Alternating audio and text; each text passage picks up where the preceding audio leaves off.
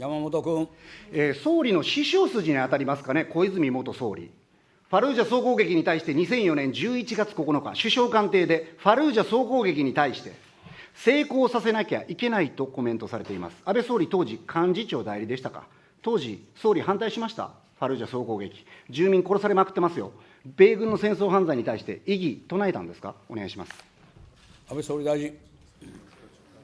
ただいまのその山本議員のですね、述べられたこと自体がですね、どの程度事実に基づいているかどうかということについて、私も今、承知をしていないわけでございますし、当時はもちろん、そういう事実を承知をしていなかったわけでございます。山本君。なるほど。事実かどうかがわからないから、私が確認できていないから、それを判断するのは難しいと。確かにそういう部分もあるでしょう。でもそのような事態があったとしたら、これは紛れもない国際法違反であり、戦争犯罪だと思います。では、分かりました。じゃあ何が戦争犯罪かっていうことをもっと分かりやすい例え、総理には必要だなということを今感じたので、お聞きしたいと思います。米軍による爆撃、我が国も受けております。広島、長崎、それだけじゃない、東京大空襲、そして日本中が爆撃をされた。それによって50万人以上の方々亡くなってますよ。この50万人の中に、そのほとんどを占めるのが一般市民じゃないですか。子ども、女性、民間人への無差別攻撃、アメリカによる広島、長崎の原爆投下、それだけじゃなく、東京大空襲を含む日本全国の空襲、民間人の大虐殺、これは戦争犯罪ですよね。国際法違反ですよね。いかがですか。岸田外務大臣。広島、長崎への原爆投下等が国際法違反かというご質問でありました。これこうした行為は、この絶大な破壊力、あるいはこの殺傷力ゆえに、国際法のこの思想的基盤にあります人道主義の精神に合致しない、このように我が国は理解をしております。国際司法裁判所等においても、そうした議論が行われていると承知をしております。山本君。本当に奥歯に何かが挟まったようなものの言い方なんですね。はっきりしてるんですよ。当時はジュネーブ諸条約なんかなかったけれども、ハーグ陸戦条約あったじゃないですか。民間人への攻撃、無差別攻撃が禁止されていましたよ。これ、完全なる国際法違反であり、戦争犯罪じゃないですか。これに対してどうしてはっきり言えないんですか、総理。総理、このこと知ってるじゃないですか。それでも答えようとしないんですか、代わりに外務大臣に答えてもらって。おかしな話ですね。言えないんですね、宗主国様のことははっきりとは。過去の米軍の過ちを認められないものがどうやって戦争犯罪、常習国である米国の行動、この先ジャッジできるんですか。この先、米軍が戦争犯罪を行った場合、総理が我が国の最高責任者として、米軍の行動を止めるんですよね。自衛隊、撤退させられるんですよね。大丈夫ですか、総理。安倍総理大臣。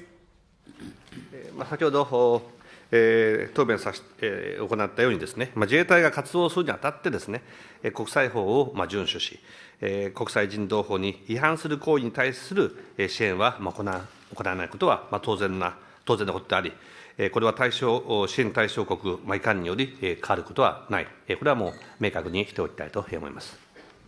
山本君。総理ね、1776年にアメリカって建国されて、239年近く経ってるわけでしょ。そのうちの 93% 戦争をし続けたという話があるぐらい、戦争続いている国なんですよ。戦争で経済回しているような国なんですよ。その国に対して、一体化でいろんなものを運んであげるよって、このファルージャに運んだかもしれない、そのような米兵もいたかもしれない。武器弾薬もひょっとしたら届いてたかもしれない。中身チェックできないですもん。当時、石破さん、そんなコメントしてなかったですか。当時。イラク戦争の時に。今回のルール改正、戦争法案では自衛隊の死者が出るだけでなく、後方支援という名の一体化で米軍とともに加害者側になる可能性大なんですよ。イラク戦争時、政権中枢にいたばかりでなく、総理までやってらっしゃるんですよね。米軍の戦争犯罪である非戦闘員の虐殺、民間人大虐殺、化学兵器、そうですよ、化学兵器。先ほども出ていました。白リン弾も使った。大量破壊兵器を持っている、化学兵器を持っていると言いながら、イラクに入っていったけれども、結局それは何も見つからなかった。当たり前です。700回、500箇所、それを捜索したのに出てこなかった。これ国連憲章違反ですよ、完全な。なのに、大量破壊兵器、そして化学兵器を使ったのはアメリカ、イギリスじゃないですか。白リン弾、劣化ウラン弾、クラスター爆弾、大量破壊兵器持ってる、化学兵器を使ってると言いながら、自分たちがそれで、そのイラクに住む人々を傷つけたわけですよね。これ、検証が必要だと思います。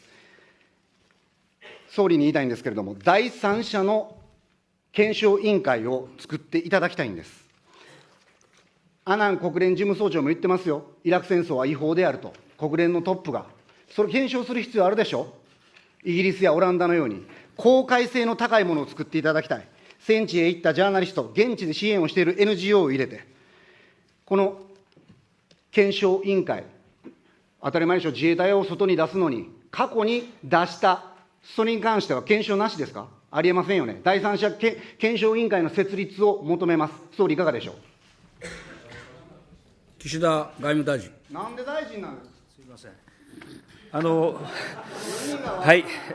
我が国のこの支援協力についてのご質問ですが、我が国は、このジュネーブ諸条約、国際人道法に反する行為、これに支援協力することは全くありません。そして、これからもですね、この我が国が支援する行為の中に、こうした国際法違反があったとしたならば、我々は支援することはありません。そして、その直接支援していない行為以外の部分において、仮に国際法違反がもし確認されたとしたならば、それが国家として組織的に行われているものなのか、あるいは一部の兵士の命令違反によって行われているものなのか、これを具体的に判断することによって、我が国の対応を考えていく、これは基本的な方針であります。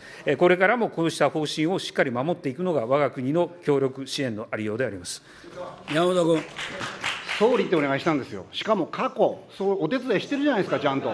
時間じゃないですよ。求めた答弁者が出てこなかったんですから、当然じゃないですか。はっきり言いますよ。自衛隊は米軍の2軍ではないんですよ。過去に出した自衛隊のその検証ができていないなら、自衛隊の活動を拡大させるわけいかないんです。第三者による検証委員会、立ち上げてください。以上で質問を終わります。